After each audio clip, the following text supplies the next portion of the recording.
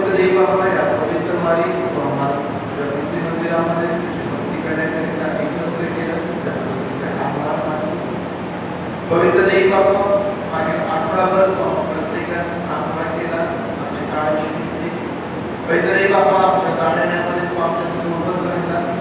देव बाबा तुझ्या सर्व उपकारांसाठी आम्ही तुझ्या मनापासून आभार मानतो, तुझी स्तुती करतो, तुझ्या नावाला धन्यवाद मानतो. पवित्र देव बाबा आज सकाळच्या समयी आम्ही तुझ्या समक्षतेमध्ये येत असताना तुझ्या मंदिरामध्ये तुझ्या भक्तीकरिता येत असताना बाबा प्रत्येकाचं साहाय्य आम्हावरती दया कर. प्रभू आमच्या अपराधांची आम्हाला क्षमा कर. पवित्र देव बाबा तू आम्हावर दया करो. पवित्र देव बाबा आमच्या सर्व अपराधांची क्षमा करो. आज पुन्हा एखाद्या वेळी तुझ्या उपस्थितीने आम्हाला आशीर्वादित कर. पवित्र देव बाबा प्रभूची आमची प्रार्थना आहे. पवित्र देव बाबा आज तुझ्या भक्ती मंदिरामध्ये आम्ही एकत्र असतात तुझ्या उपस्थितीमध्ये तुझं काम तू आमच्या जीवनात तू आम्हाला जाणतो, आमची गरज तुला माहिती आहे. देव बाबा तुझ्या उपस्थितीमध्ये होय परमेश्वर देव बाबा आमची प्रार्थना आहे. तुझी लेकरं मागतात आहे त्यांना तू सुरू ठेव. आमची प्रार्थना आहे पवित्र देव बाबा जे लोक आज माहीत आहे आजारी आहे विचारावर आहे अशा प्रत्येकावर तू दया कर. पवित्र देव बाबा या भक्तीच्या वेळेमध्ये आम्हाला उत्तम प्रकारचं वातावरण आणि वेळ किंवा ते सर्वांसाठी आशीर्वादाची होय प्रभूची सर्व भक्ती आम्ही तुझ्या हातामध्ये सोपवित आहोत. आमच्या स्वतःला तुझ्या हातामध्ये सोपवितो आणि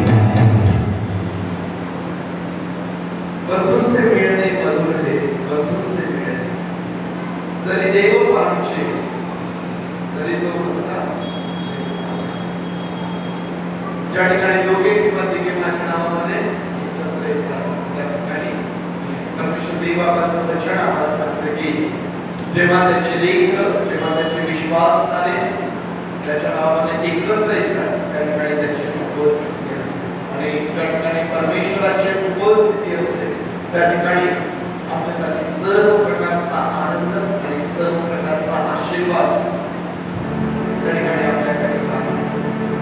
बंधूंचं एकत्र येणं याबद्दल टिळक फार सुंदर रीतीने म्हणतात, चरिते ही भिन्ने आपुले चरिते ही भिन्ने बरी सर्व एकतेमध्ये गोविले सुंदरशी. किती सुंदर टिळक या गोष्टीचं वर्णन करतात की तुम्ही आणि मी आपल्या सर्वांचं व्यक्तिमत्व वेगळं, आपले विचार वेगळे आहेत, आपली पार्श्वभूमी वेगळी आहे, भिन्नता आहे, वेगळेपणा आहे, परंतु आपण सर्व ख्रिस्तरूपी त्या दोऱ्यामध्ये आपण जोडलेले आहोत. आणि हा सुंदर शब्द टिळक वापरतात, रद्द नाही. देवाच्या दृष्टीने तुम्ही आणि फार अनमोल अशा प्रकारचे तुम्ही आणि बहुमोल आहोत. तुमचं आणि माझं एकत्र येणं हे फार आशीर्वादाचं आहे. त्या प्रभू परमेश्वराचे आभार मानूया. आणखीन एक गीत ज्यावेळेस आपण गाऊया, देवाला गौरव आणि सन्मान देऊया. आपल्या सर्वांना जे जे म्हणी आले ते उच्चार.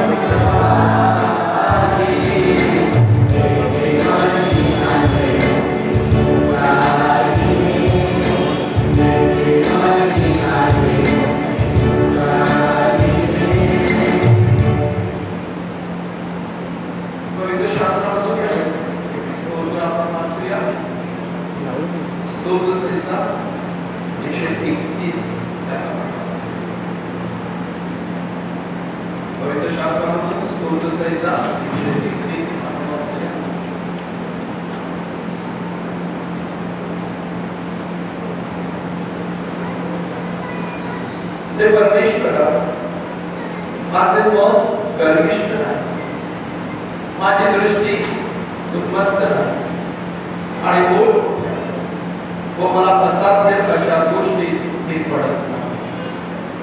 खरोखरच मी आपल्याची स्वस्थ व शांत ठेवला आहे. दूध तुटलेले बाळ आपल्या आईबरोबर असते तसा माझा जीव दूध तुटलेल्या बाळकासारखा माझ्या नाही. हे इस्रायला आतापासून सर्व तू परमेश्वराची आशा. परमेश्वर देवा ही वचने आपल्याकरिता आशीर्वादित करो. परमेश्वर देवाच्या सानिध्यामध्ये निर्धास्त असणे, स्वस्थ असणे, याचा अनुभव जो दावीद राजाने घेतलेला आहे त्याविषयी तो या स्तोत्रामध्ये लिहित आहे. दावीदाने आपल्या जीवनामध्ये परमेश्वराच्या सानिध्यात असलेला जो निर्धास्तपणा किंवा जी स्वस्थता आहे त्याचा अनुभव त्याने घेतलेला आहे. तुम्ही आणि मी आपल्या जीवनामध्ये या परमेश्वराच्या सानिध्याचा कशा प्रकारचा अनुभव आपण घेतलेला आहे? कदाचित आपले अनुभव वेगवेगळे असतील. दावीदाचा अनुभव काय आहे तो त्याचं वर्णन कसं करतो? दावीद म्हणतो की दूध तुटलेलं बाळ कसं आपल्या आई बरोबर असते तसा माझा जीव माझ्या आई आहे, स्वस्थ, काही चिंता नाही, काही काळजी नाही, कुठल्या प्रकारचं ओझं नाही, स्थिर, शांत, निर्धास्त अशा प्रकारे परमेश्वराच्या सानिध्यामध्ये ही स्वस्थता, परमेश्वराच्या सानिध्यामध्ये ही स्वस्थता आहे. म्हणून आपण सुरुवातीला जो उल्लेख आपण केला की टिळक म्हणतात की बंधूंचे मिळणे बंधूंचे मिळणे का? कारण त्या ठिकाणी परमेश्वराची उपस्थिती आहे. ज्या ठिकाणी परमेश्वराची उपस्थिती आहे त्या ठिकाणी आमच्या जीवनामध्ये सर्व ओझे, आमच्या जीवनामध्ये सर्व चिंता, आमच्या जीवनामध्ये सर्व काळजी, त्या सर्व गोष्टी ज्यामुळे आम्ही अस्थिर, बेचैन असतो त्या सर्व गोष्टी परमेश्वराच्या सानिध्यामध्ये जणू काही गळून पडण्यासारख्या होतात. तुमचा आणि माझा परमेश्वर हा अतिशय थोर, महान आणि अद्भुत अशा प्रकारचा परमेश्वर आहे. आणि म्हणून तुम्ही आणि मी रोज आणि रोज त्याची समक्षता आम्हाला शोधायची आहे. परमेश्वराजवळ ही एक वरदान मागितलेलं आहे आणि त्याच्या प्राप्तीसाठी ते आणि ते काय आहे? परमेश्वराच्या सानिध्यात तुझ्या मंदिरात माझी प्रभुदेव बापाचा आभार मानूया. यावेळेस क्वायर बरोबर काही गीतांच्या द्वारे प्रभुदेव बापाची स्तुती करूया. आज मुलींचं क्वायर पुढे येईल आणि मुलींच्या क्वायर बरोबर आपण परमेश्वर देव बापाला आपल्या ओठांचं स्तुतिरूपी फळ आपण सादर करूया. मुलींचं क्वायर यावेळेस पुढे येईल. ख्रिस्तात सर्वांना सलाम. स्तोत्रसंहिता 103 वचन 1 असं म्हणतं की हे माझे जीवा परमेश्वराचा धन्यवाद कर. हे माझे अंतर्यामा त्याच्या पवित्र नावाचा धन्यवाद कर. आजच्या या दिवशी परमेश्वराची भक्ती करण्यासाठी आपण एकत्रित जमलो आहोत. तर या आपल्या जीवाने अंतर्यामाने परमेश्वराची स्तुती करूया. आराधना हो आराधना या गीताद्वारे.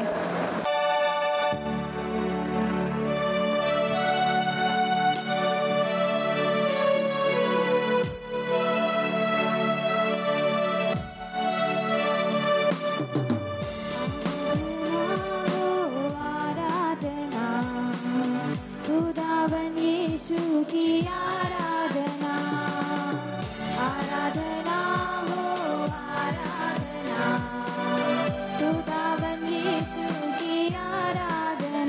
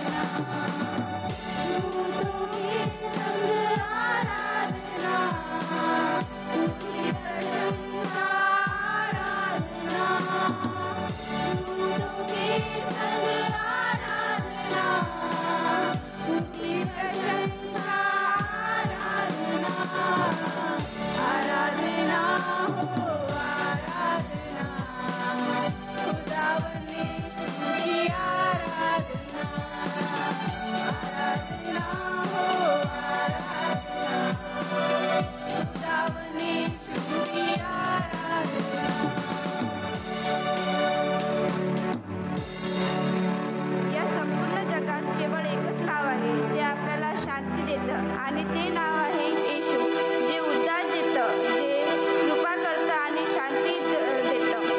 तर या हमको मिली है शांती या गीताद्वारे त्याचं नाव उच्च करूया.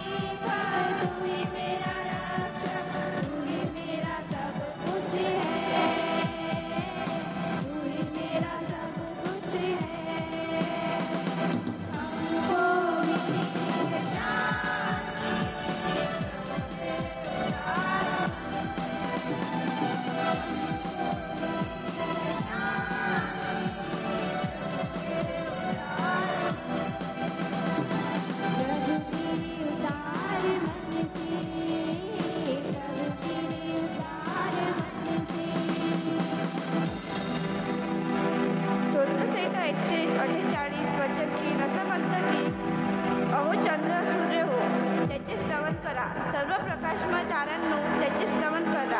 सूर्य, चंद्र आणि तारे याची निर्मिती देवाने केली आहे. ते देखील परमेश्वराची स्तुती करतात. त्याच प्रकारे मानवाची निर्मिती पण परमेश्वराने स्तुती करण्यासाठी केली आहे. तर या आपण आवाज उठाएंगे या गीताद्वारे त्याची स्तुती करूया.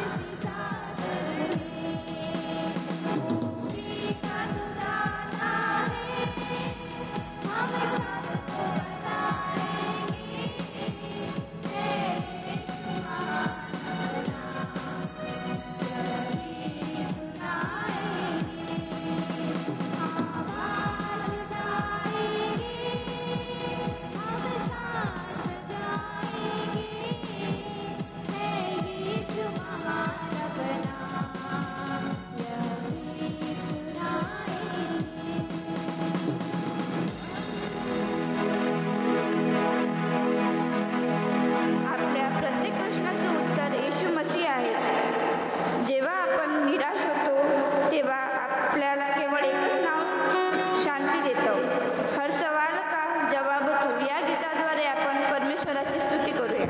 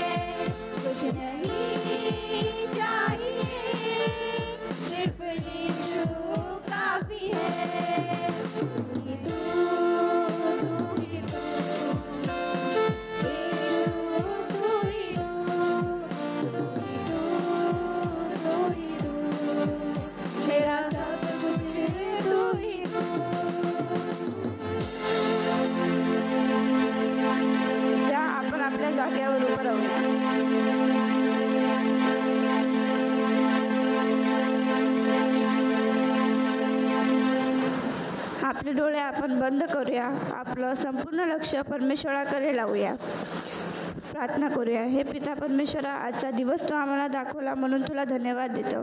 तुझं वचन म्हणतं प्रभूजी, जिथे 2 व 3 व्यक्ती उपस्थित राहतात तिथे मी माझी उपस्थिती दाखवतो. परमेश्वर, इथं आम्ही एकत्रित जमलो असताना तुझी उपस्थिती तू आम्हामध्ये दाखव. आम्हा प्रत्येकांना तू आशीर्वादित कर. शून्य से लेकर तूने मुझे रच लिया अपने ही रूप में, या गीताद्वारे आपण परमेश्वराच्या अधीन येऊया. शून्य से लेके तूने मुझे रच लिया अपने ही रूप में, प्रेम किया है अनंत प्रेम से,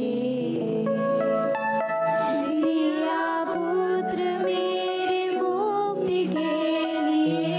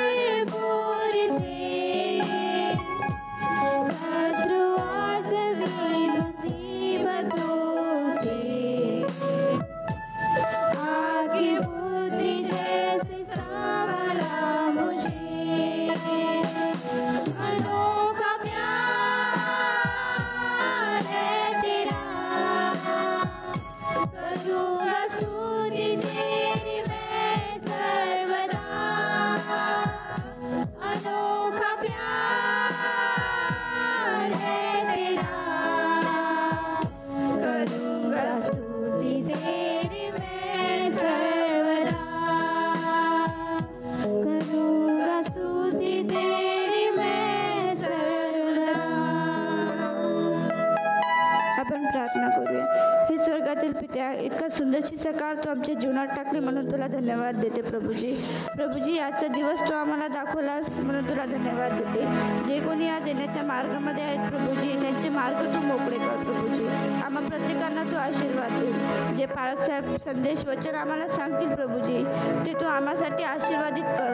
ते फक्त ऐकणारं नाही तर त्याच्यावर मनन करणारं, त्या वचनावर चालणारं तू आम्हाला बनव पिता परमेश्वरा. आम्हा प्रत्येकांना तू आशीर्वादित कर. ही छोटीशी प्रार्थना धन्यता आणणारा जिवंत परमेश्वर येशू ख्रिस्त याच्या नावाने मागते म्हणून तू ऐक. आमेन. तिताला पत्र यावरती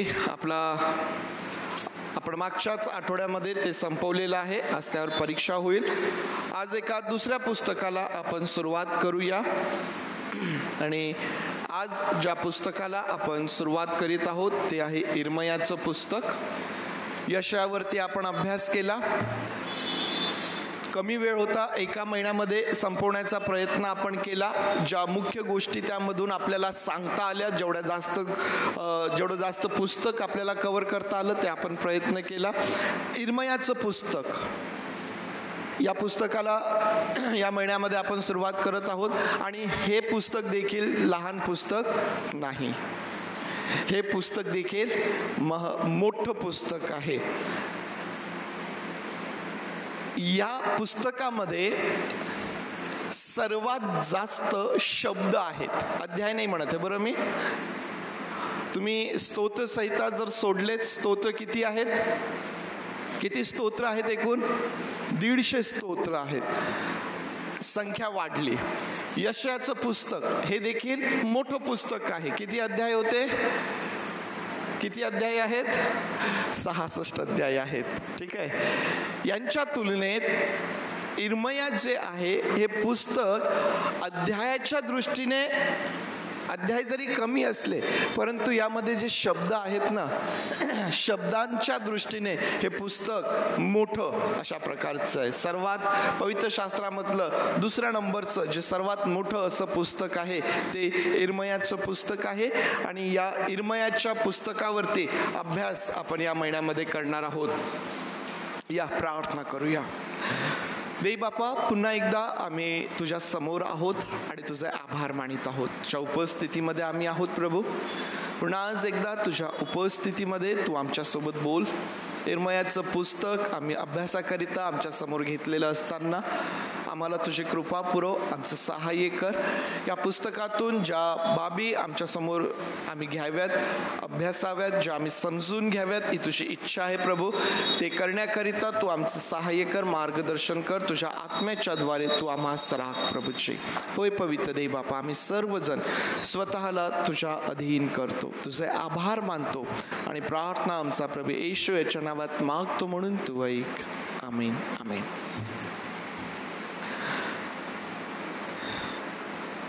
इर्मयाचं जे पुस्तक आहे थोडक्यामध्ये त्याची पार्श्वभूमी, त्याची माहिती जी आहे ती आपण करून घेऊया. इर्मया पुस्तकाची ज्यावेळेस आम्ही ओळख करून घेतो त्यावेळेस आपल्या असं लक्षात येतं की याचा लेखक जो आहे तो इर्मयाच आहे. या पुस्तकाचा लेखन काळ जो आहे हा ख्रिस्तपूर्व 627 ते 586. ख्रिस्तपूर्व 627 ते ख्रिस्तपूर्व 586 या प्रकारे आहे. या पुस्तकाचा, इर्मया पुस्तकाचा जो मुख्य विषय आहे तो मुख्य विषय आहे पश्चाताप न करणाऱ्या यहुदावर देवाचा अटळ न्याय. इर्मया पुस्तकाचा मुख्य विषय काय आहे? पश्चाताप न करणाऱ्या यहुदावर देवाचा अटळ न्याय. किंवा दुसऱ्या शब्दात आम्ही असंही म्हणू शकतो की राष्ट्रीय दुष्टतेमुळं राष्ट्राचा नाश होतो. राष्ट्रीय दुष्टतेमुळं राष्ट्राचा नाश होतो. ज्या ठिकाणी पश्चाताप नाही त्या ठिकाणी नाश आहे हे आपल्याला माहीत आहे. जी व्यक्ती आपल्या पापांसाठी पश्चाताप करत नाही ती व्यक्ती नाशाकडं वाटचाल करत असते. आणि म्हणून इर्मयाच्या पुस्तकात पुस्तकामध्ये हा फार महत्त्वाचा विषय आम्हाला अभ्यासाला मिळतो. या आधी देखील तुम्ही ज्यावेळेस जुन्या करारामधली पुस्तकं वाचाल, संदेष्टांच्या पुस्तकांचा अभ्यास कराल, हा विचार फिरून फिरून तुमच्या समोर येणार आहे. वारंवार यशायात देखील हा विषय आपण हाताळलेला आहे, इर्मयात देखील हा आपल्या समोर आहे. आणि जी संदेष्टांची पुस्तकं आपण अभ्यासणार आहोत त्यामध्ये तुम्हाला वारंवार ही गोष्ट लक्षात येईल की लोक देवाचं ऐकत नाहीये, लोक देवाविरुद्ध बंड करत आहेत. जे करू नका म्हणून त्यांना सांगितलेलं आहे त्यामध्ये ते रममान झालेले आहेत. आणि अशा या लोकांना देव संदेष्टांच्या द्वारे संदेश देतोय, त्यांना लक्षात आणून देत आहे, त्यांना पश्चाताप करण्याकरिता, त्यांना मागे फिरण्याकरिता, त्यांना देवाकडे वळण्याकरिता उत्तेजन किंवा त्या ठिकाणी संदेश देतोय. परंतु परिणाम काय होत आहे? लोक जे आहे ते आपलं मन त्या ठिकाणी कठीण करून आहेत. आणि म्हणून जेव्हा ते पश्चाताप करत नाहीयेत त्या अर्थी देवाचा जो अटळ न्याय आहे तो न्याय त्यांच्यावरती येतो. आणि हा विचार, हा विषय जो आहे हा वारंवार फिरून आपल्याला या संपूर्ण संदेष्टांच्या पुस्तकातून आपल्या समोर तो येतो. या पुस्तकाचा जो उद्देश आहे, इर्मयाचं पुस्तक कोणत्या उद्देशाने लिहिण्यात आलं तर 3 उद्देश आम्हाला त्यामध्ये प्रामुख्याने पाहायला भेटतात. एक तर इर्मयाच्या संदेशांची, त्याच्या सेवा कार्याची नोंद त्या ठिकाणी आम्ही पाहतो. दुसरं जे आम्हाला पाहायला मिळतं की देवाचा करार मोडण्याचे परिणाम काय होतात, या उद्देशाने हे आम्हाला माहीत असावं म्हणून इर्मयाचं पुस्तक आहे. आणि तिसरा उद्देश या पुस्तकाचा, इर्मयाच्या संदेशांचा जो अधिकार आहे, त्याचा जो अस्सलपणा आहे, त्याची परिपूर्ती आम्हाला यामध्ये दिसून येते. त्याचा अधिकार आणि अस्सलपणा म्हणजेच काय आहे की इर्मयाने जे संदेश त्या ठिकाणी दिलेत किंवा इर्मयाने जी संदेशाची सेवा केली, जी भविष्य त्याने त्या ठिकाणी सांगितले, त्याची परिपूर्ती. इर्मया हयातीत असतानाच त्याने दिलेल्या भविष्य संदेशांची परिपूर्ती झाली, अजूनही ती होत आहे. या पुस्तकाचा अभ्यास करत असताना इर्मयाने भविष्य काळासंबंधाने, आम्ही नवीन करारात ज्यावेळेस येतो त्या संबंधाने जी काही भविष्य केलेली आहेत ती कशी नव्या करारात पूर्ण होत आहेत याचा देखील विचार आपण या पुस्तकातून करणार आहोत. या प्रकारे या उद्देशाने हे पुस्तक जे आहे ते आपल्या समोर आपल्याला पाहायला मिळतं प्रियांनो. आणि आज इर्मयाच्या जीवनावर आणि इर्मयाचं जे पाचारण आहे त्यावरती आपण मनन करणार आहोत. आणि त्याद्वारे इर्मयाचं जीवन, इर्मयाचं पाचारण याद्वारे आपण आपल्या जीवनावर आणि आपल्याला जे पाचारण आहे त्यावरती आपल्याला विचार करता येतो प्रियांनो. आता इर्मया जो आहे, इर्मयाच्या नावाचा अर्थ काय आहे? इर्मयाचं जीवन आम्ही पाहत असताना इर्मयाच्या नावाचा अर्थ काय आहे तर देव उंच करतो, देव वाढवतो किंवा देव आपल्या शत्रूंना फेकून देतो, अशा प्रकारचा अर्थ या इर्मयाच्या नावामधून आम्हाला पाहायला मिळतो. देव उंच करतो, देव वाढवतो किंवा देव आपल्या शत्रूंना फेकून देतो. इर्मयाचा जो जन्म आहे तो याजकीय घराण्यामध्ये झालेला आहे. आणि त्याच्या कुटुंबाविषयी ज्यावेळेस आम्ही विचार करतो त्यावेळेस आम्हाला असं लक्षात येतं की इर्मया जो आहे हा अविवाहित अशा प्रकारे त्या ठिकाणी आहे. परमेश्वराने स्वतः त्याला सांगितलं की तू विवाह करायचा नाही, तुला मुले बाळे या ठिकाणी होऊ द्यायची नाहीत. इर्मयाला देवाने स्वतः सांगितलं की तू विवाह करायचा नाही, या ठिकाणी मुले बाळे तू होऊ द्यायची नाहीत. विचार करा, इर्मयाच्या जीवनाचा विचार करा. मनुष्य या जगामध्ये आल्यानंतर आम्हाला मानवी जीवनासंबंधाने हे शिकायला मिळतं की आम्ही लहानाचे मोठे होतो, मग आमच्या जीवनामध्ये आम्ही विवाहाच्या वयाचे होतो आणि मग आम्ही विचार करतो की माझा विवाह असेल, माझं कुटुंब असेल, माझी लेकरं असतील आणि आम्ही त्या दिशेने अनेक विचार करतो, अनेक स्वप्न आम्ही रंगवतो. या ठिकाणी हा संदेश आहे ज्याला परमेश्वर स्वतः म्हणतो की तू विवाह करायचा नाही. कधी कधी परमेश्वर देवाची सेवा करत असताना काही अशा गोष्टी आपल्या समोर येऊ शकतात की कदाचित त्या स्वीकारणं आपल्याला कठीण असेल, परंतु जर आम्ही समर्पित आहोत तर आम्ही देवासाठी सर्व काही करायला तयार असतो. जर आम्ही समर्पित आहोत तर काय कारण आहे बरं? का बरं देवाने इर्मयाला सांगितलं की तू विवाह करायचा नाही? जर तुम्ही इर्मयाचा 16वा अध्याय जर पाहिला तर त्या ठिकाणी तुम्हाला वाचायला मिळेल की परमेश्वर देव इर्मयाला सांगतो की या ठिकाणी ज्या माता आहेत, ज्यांनी लेकरांना जन्म दिलेला आहे, या ठिकाणी जे वडील वर्ग आहे, ज्यांची लेकरं आहे, या ठिकाणी हे जे लोक तू पाहतो हे अतिशय भयंकर यातना सहन करणार आहेत, ते अतिशय भयंकर दुःख सहन करणार आहेत, ते देवाचं ऐकत नाहीयेत, ते देवाकडं वळत नाहीयेत, ते पश्चाताप करत नाहीये आणि त्यामुळं देवाचा जो क्रोध त्यांच्यावरती असणार आहे, देवाचा जो न्याय त्यांच्यावरती असणार आहे, त्या परिणाम स्वरूप ज्या यातना, जे दुःख ते सहन करणार आहेत, त्याची तीव्रता इतकी भयंकर आहे. त्यामुळं परमेश्वर म्हणतो की तू विवाह करायचा नाही, तू मुले बाळे होऊ द्यायचे नाहीत. प्रियांनो, भयंकर त्रास, भयंकर दुःख त्या ठिकाणी आम्हाला दिसून येईल. इर्मयाचं पुस्तक ज्यावेळेस तुम्ही वाचाल ना तर तुमच्या असं लक्षात येईल की अतिशय भावनिक दृष्टीने आम्हाला विव्हळ करणारं अशा प्रकारचं हे पुस्तक आम्हाला दिसून येईल, भावनिक दृष्टीने अतिशय विव्हळ करणारं. आणि म्हणून इर्मयाला स्वतःलाही पुष्कळ त्रासातून जावं लागलं.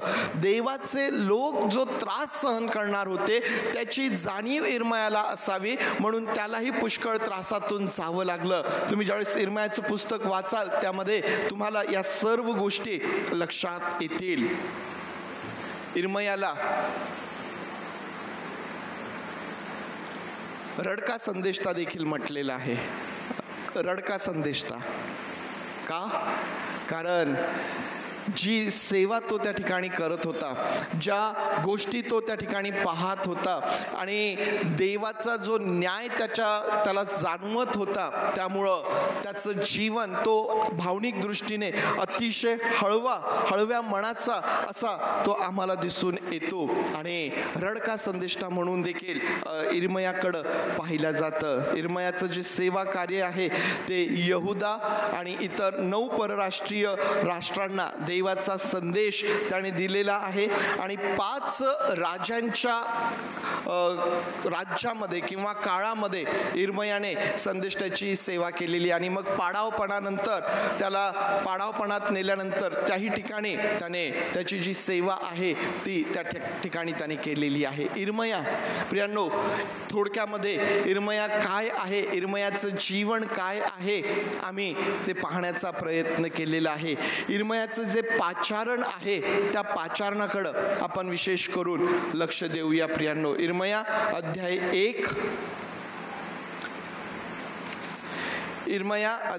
1 आणि वचन 4 पासून 10 पर्यंत मी तुमच्यासाठी वाचत आहे. परमेश्वराचे वचन मला आले ते असे: मी तुला गर्भशयात घडले त्यापूर्वी तू मला ठाऊक होतास. तू उदरातून निघण्यापूर्वी मी तुला पवित्र केले. मी तुला राष्ट्रांचा संदेष्टा नेमले आहे. तेव्हा मी म्हणालो, अहो प्रभू परमेश्वर, पहा, मला बोलायचे ठाऊक नाही, मी केवळ बाळ आहे.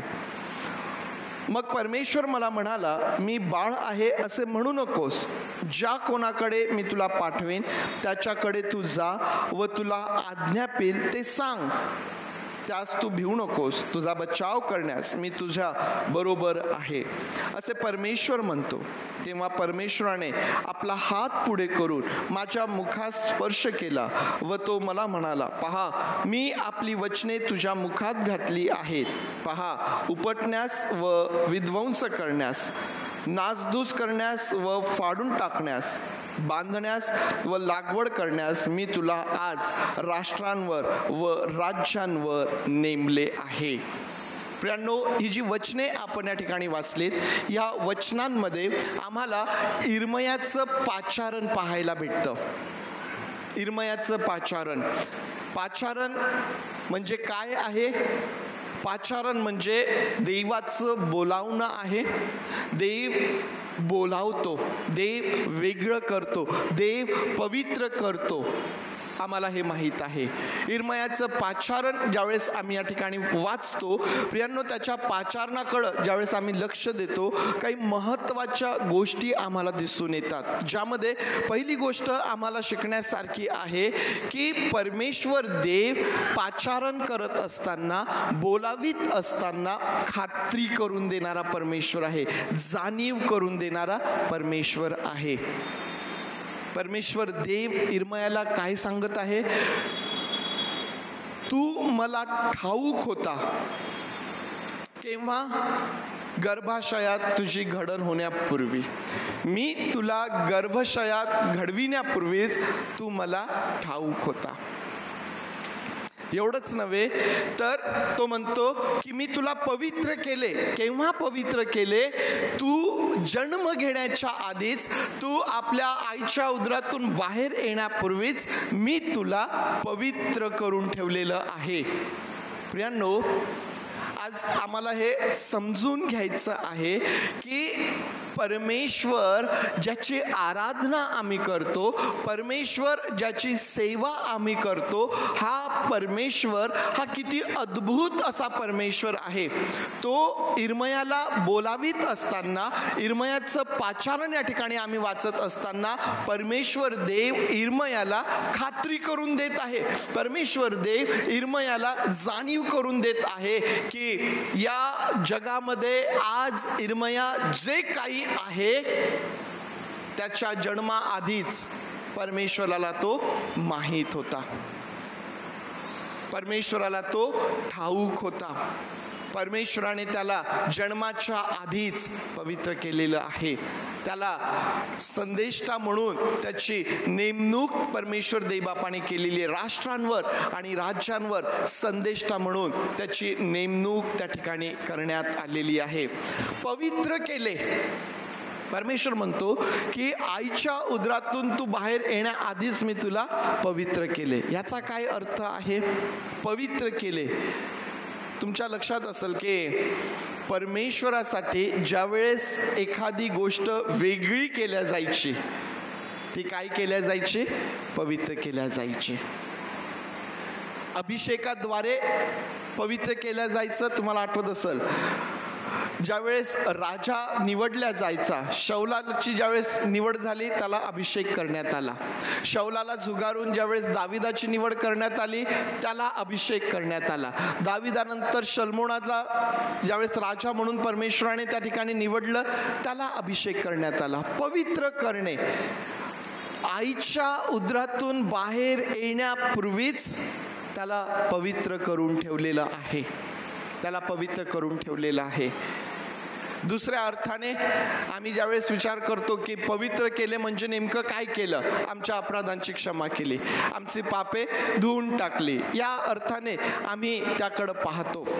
परंतु जी व्यक्ती अद्यापही जन्मालाच आलेली नाही, तिच्या अपराधांची क्षमा, तिच्या पापांची क्षमा किंवा तिला पवित्र करणे. तुम्हाला आठवत असेल की मी मागच्या रविवारी तुम्हाला सांगितलं की परमेश्वर हा आमचा भूतकाळ, वर्तमानकाळ आणि भविष्यकाळ हा परमेश्वराच्या नियंत्रणात आहे. तुम्ही आणि मी परमेश्वराच्या नियंत्रणात आहोत. ज्या प्रकारे इर्मयाच्या संदर्भात परमेश्वर देव त्याला म्हणत आहे ना की तू घडण्याच्या पूर्वीच मला माहित होता, जन्माच्या पूर्वीच मी तुला पवित्र केलेला आहे, तुला मी संदेष्टा म्हणून नेमलेला आहे. तोच परमेश्वर तुमचा आणि माझा परमेश्वर आहे. ज्या प्रकारे इर्मया परमेश्वराला ठाऊक होता, प्रियांनो, तुमची आणि माझी घडण होण्यापूर्वी तुम्ही आणि मीही देवाला ठाऊक होतो. देवाला आम्ही ठाऊक होतो. आज आम्ही जे काही आहोत, आम्ही परमेश्वरापासून लपलेले नाही. आम्ही परमेश्वरापासून लपलेले नाहीत. आम्ही परमेश्वराला ठाऊक आहोत. आज आम्ही जी काही चिंता, आज आम्ही जी काही काळजी, किंवा आज आम्ही ज्या काही ओझ्यांखाली आमचं जीवन जगतो, प्रियांनो, परमेश्वरापासून ते लपलेलं नाही. ज्या परमेश्वराला आमची घडण होण्यापूर्वीच आम्ही ठाऊक होतो, प्रियांनो, त्याला आमच्या जीवनातला प्रत्येक दिवस, त्याला आमच्या जीवनामधली प्रत्येक परिस्थिती, त्याला आमच्या जीवनामधली प्रत्येक अडचण, त्याला आमच्या जीवनामधला प्रत्येक आजार, त्याला आमच्या जीवनामधलं प्रत्येक गुप्त पाप, आमच्या जीवनामधली व्यसनं, आमच्या जीवनामधलं वाईट, कुठलीही गोष्ट त्याच्यापासून लपलेली नाही. प्रियांनो, तो इर्मयाला म्हणतो की तू मला ठाऊक होतास आणि मी तुला पवित्र केलेलं आहे. एफिसकराच्या पत्रात सांगितलेलं आहे की जगाच्या स्थापनेआधीच देवाने तुमची आणि माझी निवड करून घेतलेली आहे. आम्हाला वेगळं असं त्याने करून ठेवलेलं आहे आणि त्याने त्याची नेमणूक केलेली आहे. संदेष्टा म्हणून राज्यावर आणि राष्ट्रावर त्याची नेमणूक त्याने केलेली आहे. तुमची आणि माझी नेमणूक केलेली आहे का? आमची नेमणूक करण्यात आलेली आहे का? काय उत्तर देऊ आम्ही? देवाने आमची नेमणूक केलेली आहे काय? होय प्रियांनो, तुम्ही आणि मी देखील नेमलेले आहोत. वेगळे केलेले तर आहोच, निवडलेले तर आहोच, परंतु तुमची आणि माझी नेमणूक देखील परमेश्वर देवबापाने केलेली आहे. त्याच्या सेवेसाठी, त्याचे लोक होण्याकरिता, त्याचं स्वतःचं वतन, त्याची प्रजा होण्याकरिता तुमची आणि माझी नेमणूक करण्यात आलेली आहे. दुसरी गोष्ट जी ह्या वचनांमध्ये आम्हाला पाहायला मिळते की परमेश्वर देव ज्यावेळेस इर्मयाला पाचारण करत आहे, ज्यावेळेस परमेश्वर देव इर्मयाला बोलावित आहे, ज्यावेळेस परमेश्वर देव इर्मयाला ही सेवा देत आहे, ते त्याकरिता परमेश्वर देव त्याचा पुरवठा देखील करत आहे. आणि म्हणून ज्यावेळेस आम्ही वचन 6 ते 9 वाचतो ना, त्या ठिकाणी आम्हाला पाहायला भेटतं, 6 ते 9 मध्ये तो अशा प्रकारे म्हणतो, ज्यावेळेस इर्मयाने ऐकलं परमेश्वर काय म्हणतोय, ज्यावेळेस इर्मयाने पाहिलं की देवाने त्याची नेमणूक केली आहे, तेव्हा इर्मया असं म्हणतो, अहो प्रभू परमेश्वर, पहा मला बोलायचे ठाऊक नाही आणि मी केवळ बाळ आहे. मग परमेश्वर त्याला काय म्हणतो? परमेश्वर म्हणाला, मी बाळ आहे असे म्हणू नकोस. ज्या कोणाकडे मी तुला पाठवीन त्याच्याकडे तू जा व तुला आज्ञापीन ते त्याला सांग. त्यास तू भिवू नकोस, तुझा बचाव करण्यास मी तुझ्या बरोबर आहे असे परमेश्वर म्हणतो. तेव्हा परमेश्वराने आपला हात पुढे करून माझ्या मुखात स्पर्श केला व तो मला म्हणाला, पहा मी आपली वचने तुझ्या मुखात घातली आहेत. पुरवठा आम्हाला या ठिकाणी पाहायला मिळतो.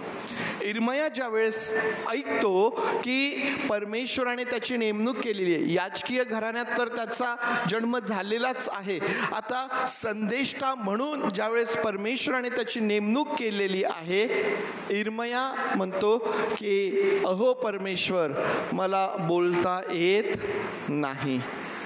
असंच उत्तर आणखीन कोणी दिलं होतं आठवतं का? कोणी? मोशे. काय म्हणाला होता तो? मी तर जड जिभेचा आहे, मला बोलता येत नाही. इर्मया ज्यावेळेस त्याला पाचारण होत आहे ना, तुम्हाला नवल वाटेल की अतिशय तरुण वयामध्ये इर्मयाने संदेष्टांची सेवा सुरू केलेली आहे. अतिशय तरुण वयामध्ये. अतिशय तरुण वयामध्ये, ज्या वयामध्ये त्याला पुरेसा अनुभव नाही, ज्या वयामध्ये कदाचित आज आमच्या दृष्टीने आम्ही पाहणार तर आम्ही असं म्हणणार की अजून मॅच्युअर झालेला नाहीये, अजून सक्षम झालेला नाहीये, अजून लहानच आहे, अशा त्या वयामध्ये इर्मयाने सेवा सुरू केली. आणि म्हणून तो काय म्हणतो की मी अजूनही बाळ आहे, मी अजूनही लहान आहे, मला अजूनही व्यवस्थित बोलता येत नाही, मला अजूनही व्यवस्थित बोलता येत नाही, मी लहान आहे. अशा या इर्मयाला परमेश्वर देव 2 गोष्टींचा पुरवठा त्या ठिकाणी करत आहे. 2 गोष्टी. पहिली गोष्ट म्हणजे परमेश्वर त्याला म्हणतो की तू भिवू नकोस, तू भिवू नकोस. का भिवू नको? मला अजून बोलता येत नाही, मी लहान आहे आणि मी ह्या प्रजेला संदेश द्यायचा, हे लोक माझं ऐकतील का? मी जर यांना तुझा संदेश दिला तर हे कदाचित मला मारतील. परमेश्वर म्हणतो की तू भिवू नकोस. का भिवू नको? कारण परमेश्वर म्हणतो की मी तुझ्या बरोबर आहे, मी तुझ्या बरोबर आहे. मला असं वाटतं की परमेश्वराचं आमच्या बरोबर असणे यापेक्षा अधिक आमच्यासाठी काहीच नाही. परमेश्वराचं आमच्या बरोबर असणे, परमेश्वर माझ्यासोबत आहे म्हणजे मला कुठल्याही गोष्टीची उणीव आता नाही, कमतरता नाही. परमेश्वर देव इर्मयाला म्हणतो की तू भिवू नकोस, कारण मी तुझ्या बरोबर असणार आहे, मी तुझ्या बरोबर राहणार आहे, मी तुझ्या बरोबर असणार आहे. तुला बोलता येत नाही काय? हरकत नाही, मी तुझ्या बरोबर त्या ठिकाणी असणार आहे. प्रियांनो, आमच्या जीवनामध्ये परमेश्वराचं आमच्या बरोबर असणं हे आमच्यासाठी अतिशय महत्त्वाचं, आशीर्वादाचं आणि पुरेसं अशा प्रकारचं आहे. आम्ही रोज सकाळी उठल्यानंतर किंवा आपण असं म्हणूया की आम्ही रात्री झोपत असताना आम्ही दुसऱ्या दिवसाची सगळी व्यवस्था आम्ही लावत असतो. सकाळी उठल्यानंतर आमच्या काय काय गरजा आहे काय नाही आम्ही त्यासाठी धावपळ करत असतो.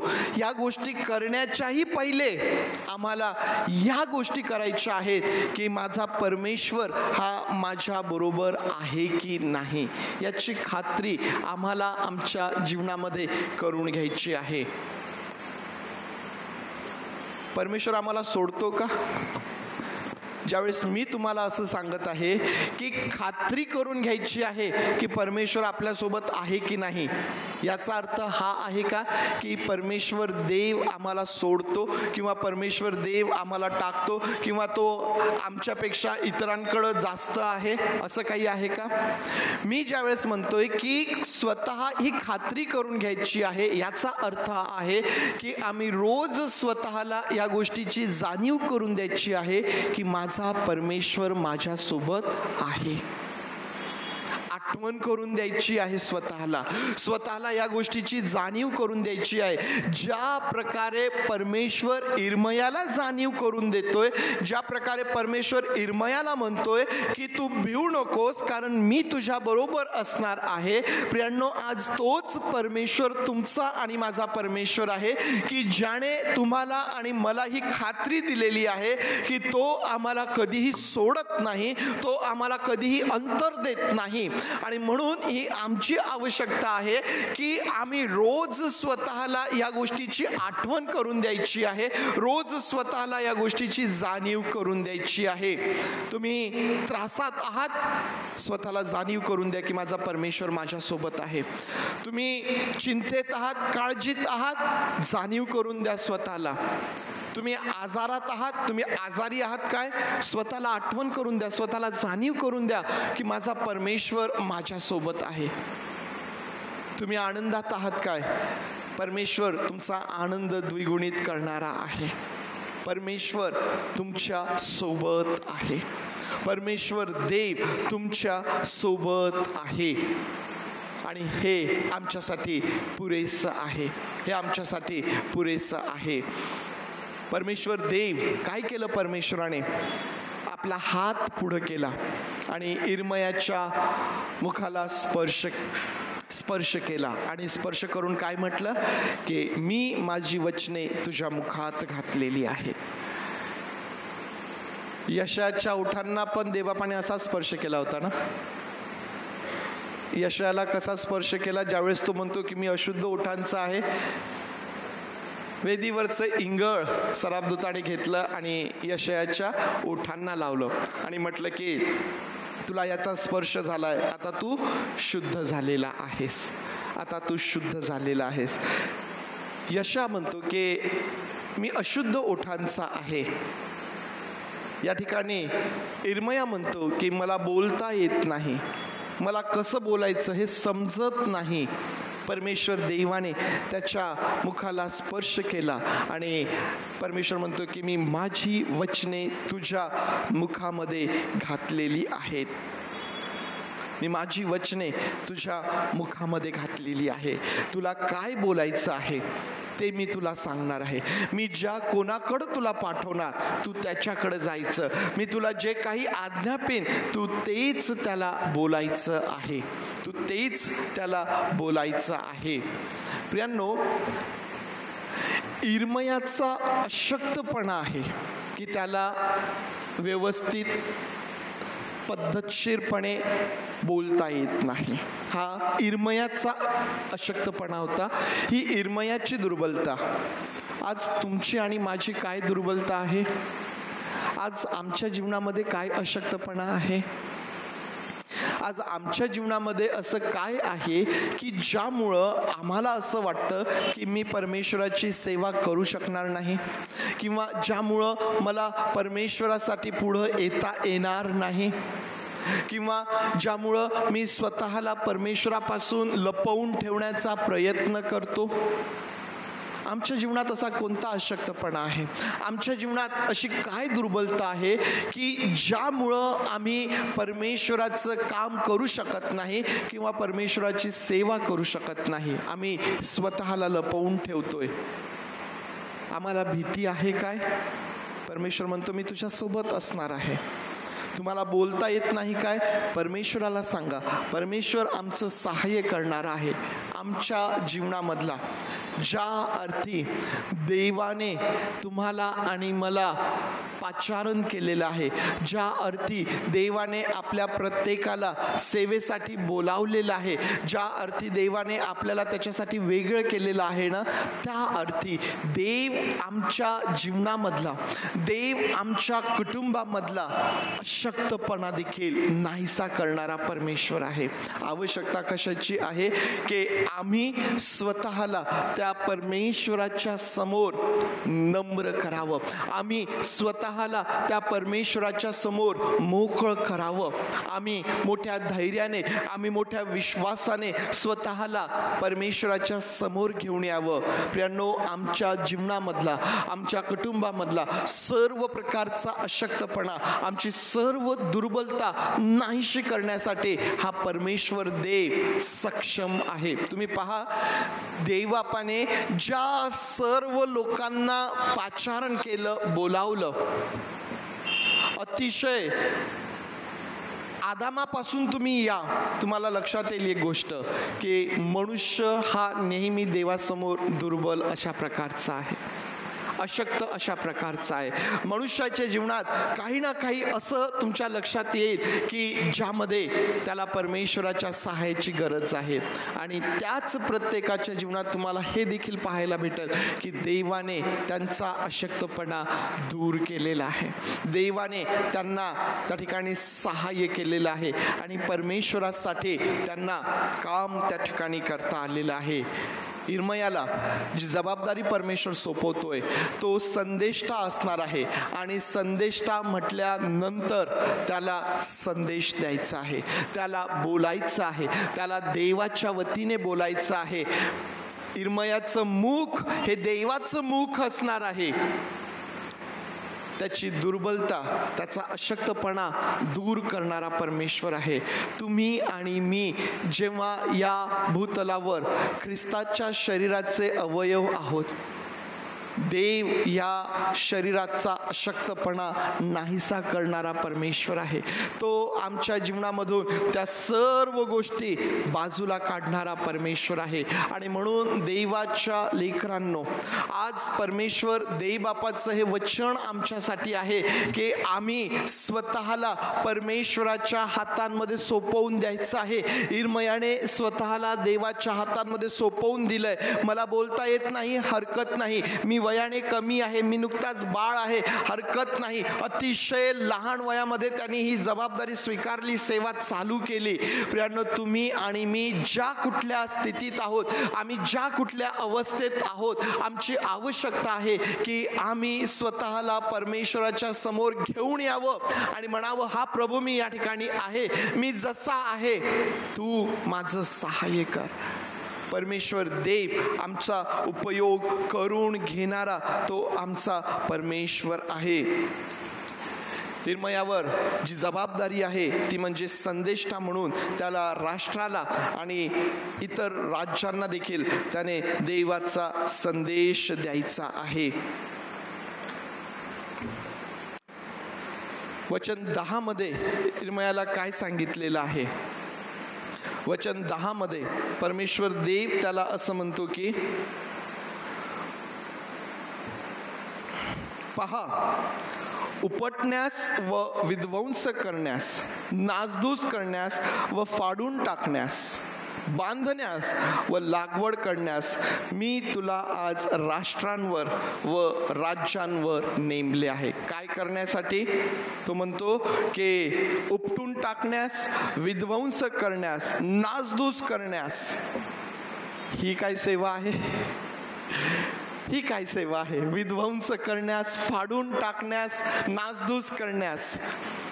त्याच वेळेस परमेश्वर म्हणतो की बांधण्यास, लागवड करण्यास.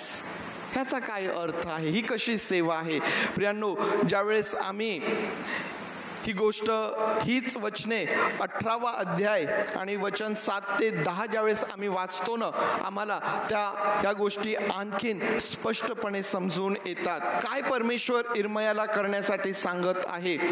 परमेश्वर देव असं म्हणतो, 18वा अध्याय आणि 7 ते 10 वचने मी वाचत आहे. एखादे राष्ट्र अथवा राज्य समूळ उपटून नष्ट करीन असे मी एकदा बोललो, तरी पण ज्या राष्ट्रांविरुद्ध हे मी बोललो ते आपली दुष्टता सोडतील, तर त्यावर जे अरिष्ट आणण्यास माझा विचार होता त्याविषयी मला अनुताप होईल.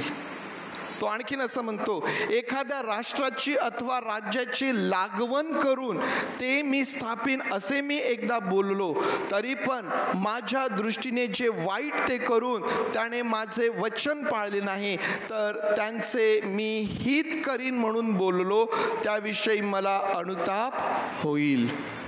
परमेश्वर देव या ठिकाणी असं म्हणतो, जर एखाद्या राष्ट्राला त्याला मी उपटून टाकावं, त्या राष्ट्राचा मी नाश करावा हे मी बोललो, हा विचार माझ्या मनात आला, परंतु जर ते राष्ट्र वळलं, जर त्याने पश्चाताप केला, तर मी असा विचार केल्याचा, मी असं बोलल्याचा मला अनुताप होईल. असं झालेलं आहे काय? एखादं राष्ट्र तुम्हाला असं आठवतं का? देवाने किती दिवसांचा अवकाश दिला होता? 40 दिवस आहेत. नंतर निनवे धुळीस मिळणार आहे. देवाने संदेष्टा त्या ठिकाणी पाठवला. यवना त्या ठिकाणी गेला. यवनाने संदेश दिला. परमेश्वराने जे सांगितलं की पश्चाताप करा, 40 दिवसांचा अवकाश आहे, नंतर निनवे धुळीस मिळेल. लोकांनी पश्चाताप केला. लोक देवाकडं वळलेत. प्रियांनो, परिणाम स्वरूप देवाने त्यांचा नाश केलेला नाही. परमेश्वर म्हणतो, त्याच प्रकारे जर मी एखाद्या राष्ट्राविषयी बोललो की मी त्याची लागवड करेल, मी त्याची स्थापना करेल, परंतु जर ते माझ्या विरोधात वागलेत, जर त्यांनी माझी वचने पाळली नाहीत, तर मी असं बोलल्याचा देखील मला अनुताप होईल. परमेश्वर देव ज्यावेळेस इर्मयाला म्हणतो ना, विध्वंस करण्यास, उपटून टाकण्यास, नासधूस करण्यास, लागवड करण्यास, बांधण्यास, हे इर्मयाला कसं करायचं आहे? त्याला बोलायचं आहे, त्याला संदेश द्यायचा आहे, त्याला देवाच्या वतीने देवाचा संदेश त्या लोकांना द्यायचा आहे. जे देवाचं ऐकत आहेत त्यांनाही संदेश द्यायचा आहे, जे देवाचं ऐकत नाहीयेत त्यांनाही देवाचा संदेश द्यायचा आहे. नासधूस करणारा, उपटून टाकणारा परमेश्वर देव आहे. लागवड करणारा, नेमणूक करणारा, पुनर्बांधणी करणारा देखील परमेश्वरच आहे. प्रियांनो, मनुष्यासाठी या गोष्टी अशक्य आहेत. मनुष्यासाठी या गोष्टी अशक्य आहेत. परमेश्वर देव या गोष्टी करणारा परमेश्वर आहे. आणि म्हणून तुमचं आणि माझं जे कर्तव्य आहे ते हे आहे की आम्ही त्या परमेश्वराच्या हाती, जो परमेश्वर माझी बांधणी करू शकतो, जो परमेश्वर मला स्थापू शकतो, जो मला उंच करू शकतो, तोच परमेश्वर माझा नाशही करू शकतो, माझा विध्वंसही करू शकतो. प्रियांनो, त्या परमेश्वराच्या अधीन मी स्वतःला करायचं आहे. मला त्याचं ऐकायचं आहे, मला त्याचं ऐकायचं आहे. प्रियांनो,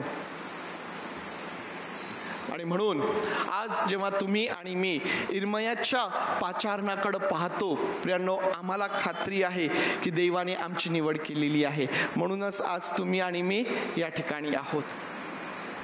ज्या प्रकारे देव इर्मयाला म्हणाला की तुझी घडण होण्यापूर्वी, तू जन्म घेण्यापूर्वीच, आज तुमच्या आणि माझ्या संदर्भात देखील परमेश्वर देव तेच म्हणतो. देवाने इर्मयाला पुरवठा केला, त्याचा अशक्तपणा देवाने दूर केला. तुमचा आणि माझा अशक्तपणा देखील देवाने दूर केला आहे. तुमचा आणि माझा पुरवठा देवाने केला आहे. आणि तुमचा आणि माझा पुरवठा काय आहे माहिती आहे? ख्रिस्त हा तुमचा आणि माझा पुरवठा आहे. आम्ही देवाच्या समक्षतेमध्ये येऊ शकत नव्हतो. आम्हाला त्याला अब्बा बापा हाक मारण्याचा अधिकार नव्हता. आम्ही देवाचे वैरी होतो. आम्ही देवाच्या विरुद्ध वागणारे होतो. तिताच्या पत्रात आम्ही पाहिलं की आपण पूर्वी कसे होतो. परंतु ख्रिस्त हा आमचा पुरवठा आहे, जो आला, ज्याने आम्हाला शुद्ध केलं, ज्याने आम्हाला पवित्र केलं, ज्याने आम्हाला अब्बा बापा अशी हाक मारण्याचा अधिकार आम्हाला दिला. हा ख्रिस्त तुमचा आणि माझा पुरवठा आहे. प्रियांनो, आणि आता ज्या अर्थी हा ख्रिस्त आमचा पुरवठा आहे, त्या अर्थी आम्हाला कुठल्याही गोष्टीची उणीव नाही, कुठल्याही गोष्टीची उणीव नाही. परमेश्वर देव माझ्या प्रार्थनेचं उत्तर देव अथवा नको देव, त्याने ख्रिस्त मला पुरवलेला आहे. परमेश्वर देव मला दुःखात ठेव किंवा मला आनंदात ठेव, त्याने माझा पुरवठा केलेला आहे. मी सर्व परिस्थितीमध्ये परमेश्वरावरती भिस्त टाकून, परमेश्वरावरती अवलंबून मी स्वस्थ राहणार आहे. आमच्या जीवनामधल्या त्या प्रत्येक त्रासात, आमच्या जीवनामधल्या त्या प्रत्येक अडचणीत स्वतःला या गोष्टीची आठवण करून द्या की ख्रिस्त आमचा पुरवठा आहे. आणि आमचं काम काय आहे, आमचं कार्य काय आहे, कशासाठी देवाने आम्हाला पाचारण केलेलं आहे. मी तुम्हाला मग विचारलं की आपल्याला पण पाचारण आहे का, आपल्याला पण काम दिलेलं आहे का, आपलं काम काय आहे. एक विश्वासणारा या नात्याने माझं पाचारण काय आहे, मला देवाने कशासाठी बोलावलेलं आहे. संपवत असताना या दोन गोष्टींची आठवण मी तुम्हाला करून देईल. प्रियांनो, आमचं काम आहे, एक,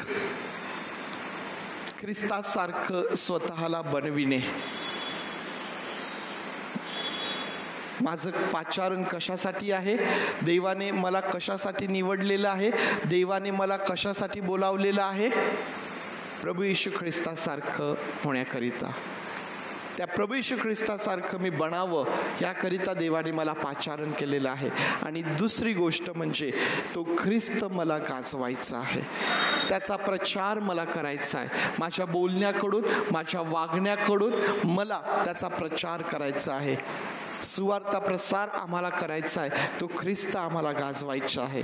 या दोनच गोष्टी आहेत, एक ख्रिस्तासारखं बनणे आणि ख्रिस्ताला गाजवणे.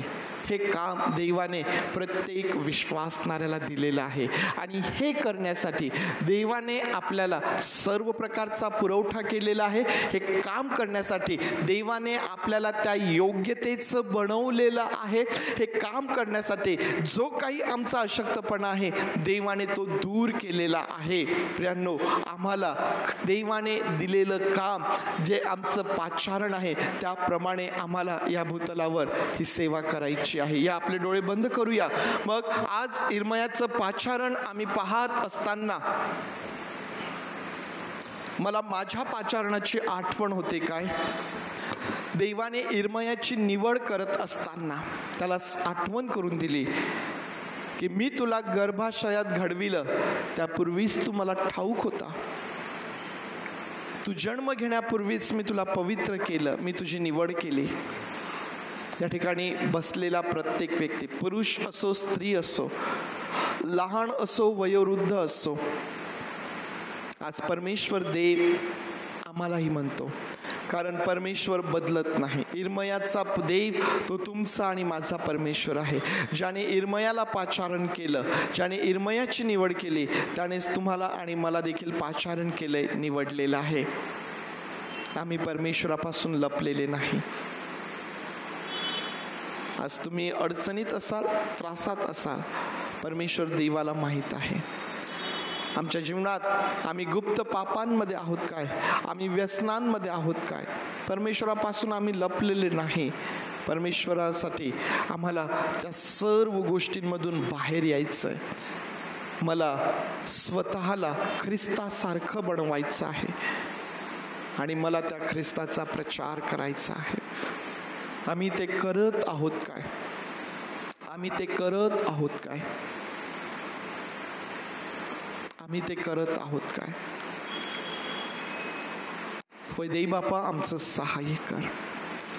आज इर्मयाचं पाचारण आम्ही आठवत असताना, त्यावर मनन करत असताना, ज्या गोष्टींची आठवण तू आम्हास करून दिलीस त्याबद्दल मी तुझे आभार मानतो, तुझी स्तुती करतो. प्रेमळ परमेश्वर देई बापा, आज आम्ही स्वतःला तुझ्या अधीन करीत आहोत आणि पुन्हा एकदा पवित्र देव बापा, आमची प्रार्थना आहे तुला, जी सेवा, जी जबाबदारी तू आम्हास दिलेली आहे, आम्ही स्वतःला तुझ्यासारखं बनवावं आणि परमेश्वर देव बापा, आम्ही तुझीच घोषणा करावी.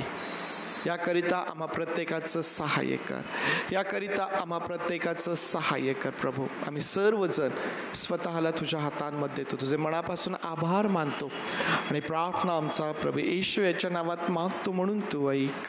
आमीन आमीन. आपण उभं राहूया, प्रभूने शिकवलेली प्रार्थना करूया, सुगंध देव परात्परे गीत म्हणूया आणि मग आशीर्वाद घेऊया. हे आमच्या स्वर्गातील बापा, तुझे नाम पवित्र मानले जाओ, तुझे राज्य जसे स्वर्गात तसेच पृथ्वीवर, तुझ्या इच्छेप्रमाणे आमचे रोजची भाकर आज आम्हास दे, आणि जसे आम्ही आमच्या ऋण्यास ऋण सोडले तसेच तू आमचे ऋणे आम्हास सोड, आणि आम्हास परीक्षेत आणू नकोस तर आम्हास वाईटापासून सोड, कारण की राज्य, सामर्थ्य आणि गौरव हे सर्व काळ तुझेच आहे. आमीन.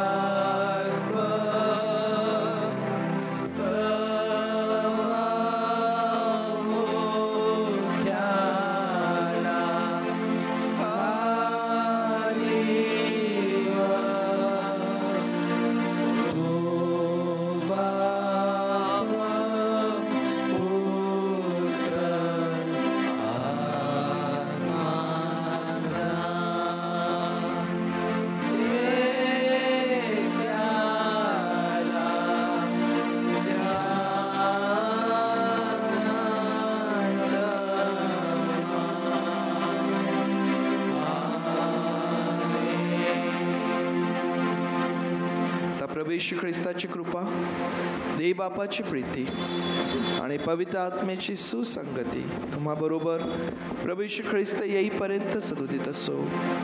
आमीन.